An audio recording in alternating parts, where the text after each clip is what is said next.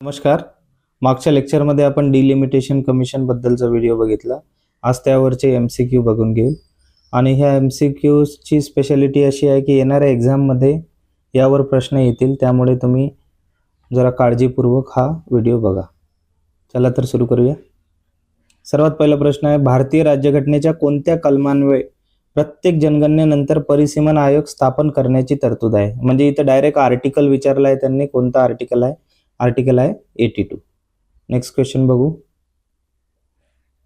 भारतीय परिसीमन आयोगाच्या सदस्यांची नियुक्ती कोण करते? खूप इम्पॉर्टंट क्वेश्चन आहे. पंतप्रधान, भारताचे सरन्यायाधीश, भारताचे राष्ट्रपती की लोकसभेचा सभापती? याचा आन्सर आहे भारताचे राष्ट्रपती. पुढे, खालीलपैकी कोण परिसीमन आयोगाचे सदस्य नसतात? प्रश्न आहे. नेहमी MCQ सॉल्व करत असताना प्रश्न वाचायचा. इथं म्हटलं आहे त्यांनी नसतात. सर्वोच्च न्यायालयाचे निवृत्त न्यायाधीश, मुख्य निवडणूक आयुक्त, संबंधित राज्याचे राज्य निवडणूक आयुक्त की भारताचे उपराष्ट्रपती? आता मागच्या व्हिडिओमध्ये जेव्हा आपण डिस्कस केलं डिलिमिटेशन कमिशन, या मागचं मी तुम्हाला लॉजिक समजून सांगितलं आहे, त्यामुळे तो व्हिडिओ बघणं आवश्यक होतं. याचा आन्सर आहे भारताचे उपराष्ट्रपती. पुढे चलूया. परिसीमन आयोगाने जारी केलेल्या आदेशांना कायद्याचे बळ असते आणि त्यांना खालीलपैकी कुठेही आव्हान दिले जाऊ शकत नाही. यामध्ये प्रश्न मी थोडा इनोव्हेटिव्ह सेट केला आहे. कोणत्याही न्यायालयात, फक्त सर्वोच्च न्यायालयात, फक्त उच्च न्यायालयात किंवा संसदेत?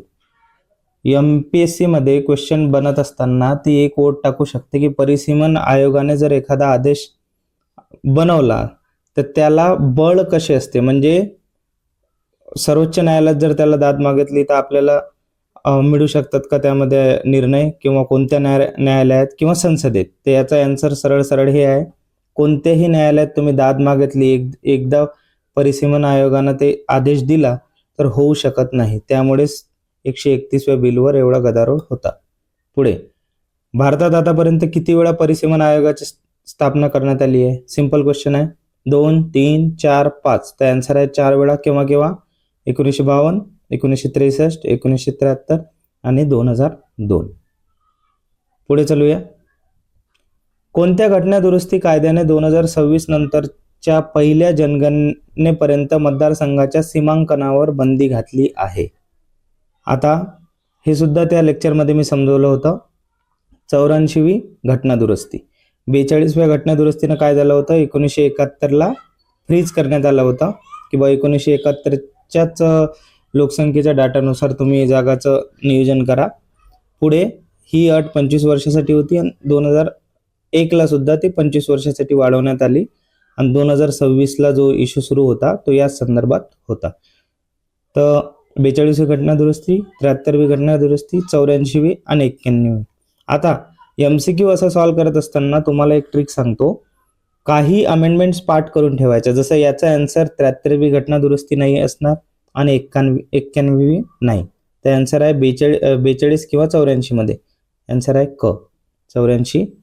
परिसीमन आयोगाचे अध्यक्ष म्हणून सहसा कोणाची नियुक्ती केली जाते?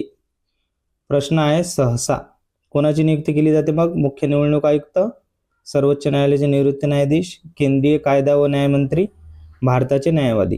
आता असे प्रश्न आल्यावर तुम्हाला या मागचा लॉजिक समजून घेणं आवश्यक ठरते.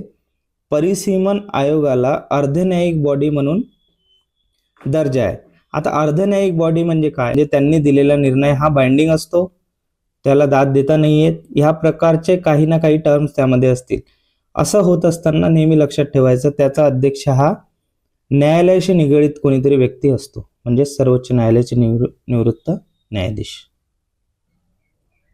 पुढे चलूया. पुढचा प्रश्न आहे, जेव्हा परिसीमन आयोगाचे आदेश लोकसभा किंवा राज्यसभेवर ठेवले जातात तेव्हा नेमकं काय होते? जेव्हा परिसीमन आयोगाचा जो आदेश आहे तो लोकसभा किंवा राज्य विधानसभेसोबत जेव्हा मांडला जातो तेव्हा त्यात 2/3 बहुमताने बदल करता येतात. पहिलं. दुसरं, सभापती ते आदेश फेटाळू शकतात.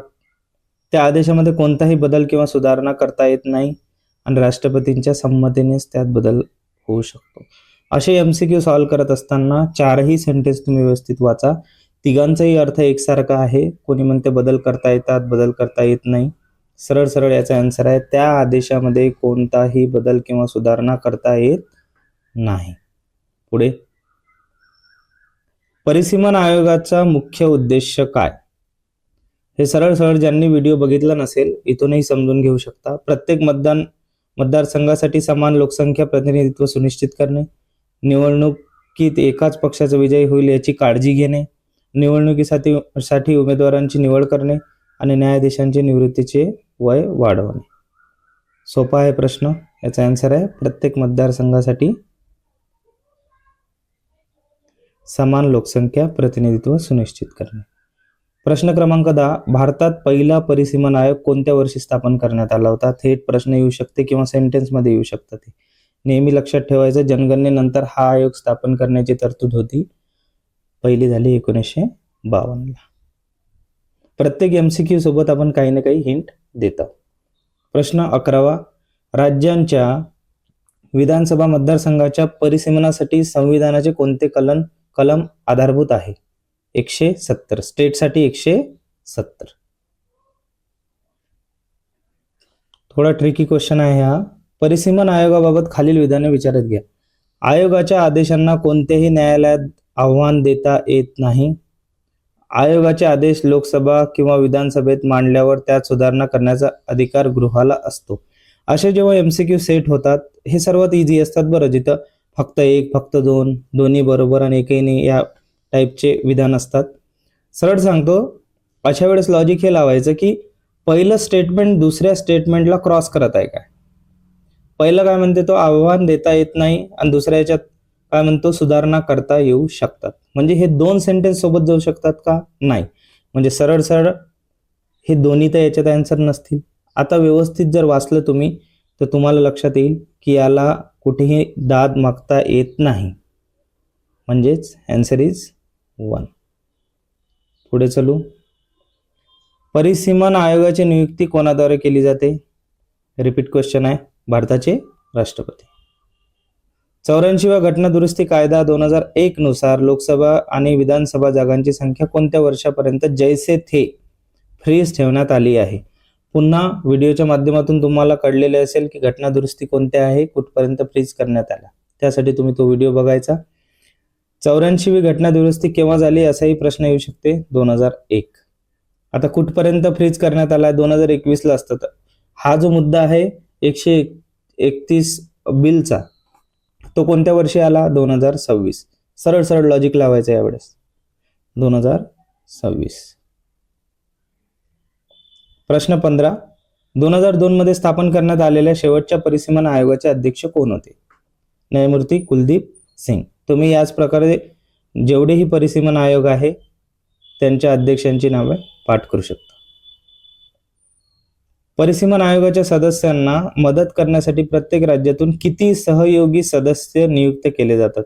MCQ सॉल्व्ह करत असताना असे प्रश्न खूप महत्त्वपूर्ण ठरतात. कारण आता MPSC प्रश्न विचारत असताना लेअरमध्ये प्रश्न विचारत आहे. जे एक्झॅक्ट फॅक्ट आहे त्यावर प्रश्न कमी आणि त्यामध्ये जे अंतर्भूत घटक आहे त्यावर प्रश्न येतात. म्हणून मी मागं सांगितलं होतं बॉडी कितीची असते ती 10 लोकांची आणि डिवायडेशन कसं असते लोकसभेतून आलेले आणि विधानसभेतून आले. याचा आन्सर आहे 10. त्याला म्हणतात सहयोगी सदस्य. आणि यांना अधिकार असतो का काही? नाही. सध्याच्या लोकसभेतील एकूण जागा कोणत्या जनगणनेच्या आधारावर आधारित आहे? तुम्ही 2001 मार्क करू शकता, ते चुकीचं ठरेल. सरळ सरळ लक्षात ठेवायचं 1971. जागांची संख्या 1971 वर, पण सीमांची रचना 2001 वर आधारित आहे. प्रश्न असाही बनू शकतो सीमांची रचना कोणत्या जनगणनेवर आधारित आहे? 2001. आणि जागांची संख्या 1971. नारी शक्ती वंदना अधिनियम किंवा महिला आरक्षण संदर्भातील परिसीमनाचे महत्त्व काय आहे? हे आरक्षण केवळ परिसीमनाशिवाय लागू होईल. केवळ नवीन जनगणनेनंतर होणाऱ्या परिसीमनानंतरच हे आरक्षण अंमलात येईल. परिसीमन आयोग महिलांच्या जागा ठरवणार नाही. या कायद्याचा परिसीमनाशी कोणताही संबंध नाही. आता यामध्ये एलिमिनेशन टेक्निक मधला आणखी एक रूल जे एक्स्ट्रीम वर्ड्स असतात त्याकडे लक्ष द्यायचं, केवळ, नाही, नाही. आणि जे मॉडरेट सेंटेन्स असतात, मॉडरेट म्हणजे बॅलन्स करून चालणारे, शक्यतोवर ते आन्सर असते. प्रश्न सोपा आहे. नवीन जनगणनेनंतर होणाऱ्या परिसीमनानंतरच हे आरक्षण अंमलात येईल. प्रश्न 19. कोणत्या घटना दुरुस्तीने मतदारसंघाच्या सीमांची पुनर्रचना 2001च्या जनगणनेनुसार करण्यास परवानगी दिली, मात्र एकूण जागांची संख्या बदलली नाही? आन्सर आहे 87वी घटना दुरुस्ती. बरं, यामध्ये जर उलटा विचार आपण केला की कोणता आन्सर नसू शकते, तुम्ही कोणतं क्रॉस कराल? विचार करा. बरोबर आहे, बी नंबरचं तुम्ही क्रॉस कराल. 73वी घटना दुरुस्ती नाही. या तीनही घटना दुरुस्ती या संदर्भात आहे, त्यामुळे याचा अभ्यास करणं प्रामुख्याने महत्त्वाचं ठरेल. प्रश्न क्रमांक 20. परिसीमन आयोगामध्ये खालीलपैकी कोणाचा समावेश पदसिद्ध सदस्य म्हणून नसतो? प्रश्न व्यवस्थित वाचायचा MCQ सॉल्व्ह करत असताना. असतो असलं असतं तर आन्सर वेगळं राहिलं असतं. इथं म्हणतात नसतो. मुख्य निवडणूक आयुक्त, संबंधित राज्याचे राज्य निवडणूक आयुक्त, सर्वोच्च न्यायालयाचे निवृत्त न्यायाधीश आणि भारताचे उपराष्ट्रपती. सदस्य कोण नसतो? भारताचे उपराष्ट्रपती. का नसतो? विचार केला का? लॉजिक नाही बनत. शेवटचा प्रश्न आहे. अनुसूचित जाती आणि अनुसूचित जमातीसाठी मतदारसंघाचे आरक्षण कोणत्या तत्वावर परिसीमन आयोग ठरवते? साक्षरता प्रमाण, क्षेत्रफळ, लोकसंख्येचे प्रमाण की आर्थिक मागासलेपण? लक्षात ठेवायचं, लोकसंख्येचे प्रमाण. याप्रमाणे ही आपली सिरीज आजपासून स्टार्ट होत आहे. मात्र असे जे टॉपिक्स असतात त्यामध्ये कन्सेप्ट खूप इम्पॉर्टंट असतो. जर यावर व्हिडिओ आला तर व्हिडिओ थोडासा तुम्ही बघा. प्रत्येकच व्हिडिओमध्ये ॲनिमेशन, प्रत्येक व्हिडिओमध्ये ग्राफिक्स असणं आवश्यक नाही, कारण आपण एंटरटेनमेंट नाही करत आहोत, भविष्याचा विचार आहे. त्यामुळे आपण नेहमी लक्षात ठेवा, पेन पेपरच्या माध्यमातून तुम्ही अभ्यास करावा अशी अपेक्षा आहे. पुढे भेटूया आपण लेक्चरमध्ये. थँक्यू.